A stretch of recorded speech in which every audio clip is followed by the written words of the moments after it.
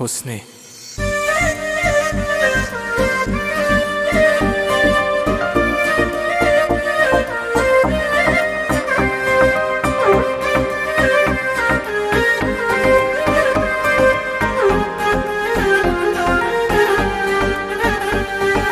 نیستی و حال دل من خرابه، دلتنگی ها توی دلم زیاده.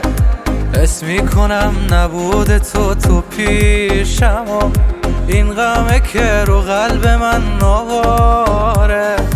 حس بده تو قلب بیتابم، مثل یه دیوونه تو اتاقم.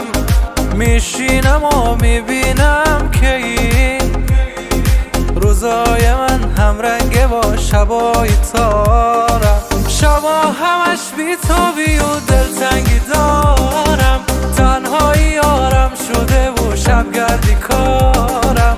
خیابونا و جاده های شهر میدونن که من دور از هوای تو چه حالی دارم. آخه دلم از عشق تو که گله داره، این آدم واسه تو بدون یه بیقراره. کنج اتاق که نمیشه صبر کنه، بابت این آرامشش تو خیابانه.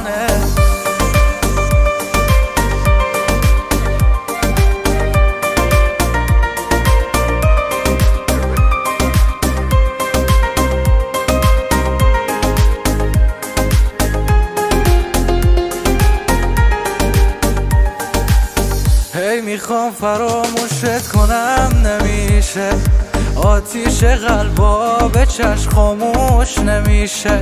هر وقت میخوام احساسمو هی کم کنم، باز میبینم که بابت پر از خواهشه. 100 دفعه خواستم که دیگه دوره نگردم، با اون همه بیوفایی ازت دل کنم.